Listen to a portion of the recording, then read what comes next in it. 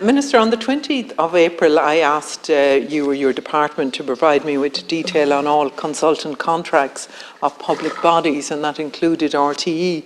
But unlike other ministers, because I'm putting these questions into everybody, the department refused to provide that information as they didn't see it as your responsibility to have that level of oversight. I do think that's a mistake, and I think we need to look at not having that level of oversight and how we bring it and how we bring that accountability to the House. RTE received most of its funding from the state. It's unacceptable that the Controller and Auditor General has not been auditing the accounts.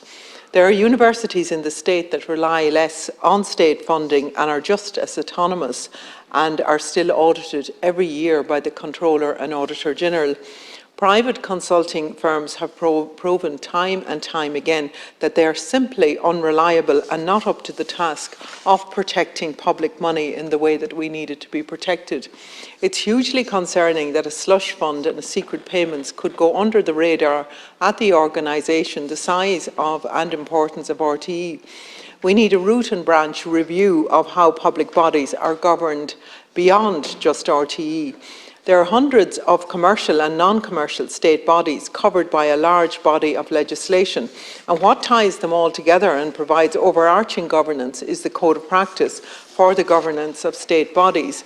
The stated aim of the Code of Practice is to ensure state bodies meet the highest standards of corporate governance, but this clearly has not been the case.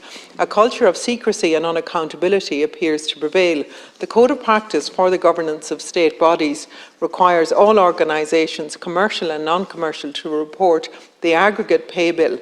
We still need clarity from you, Minister, if the €345,000 in secret payments was included in the overall pay bill outlined in the reported financial statements as stipulated by the Code of Practice for the governance of state bodies.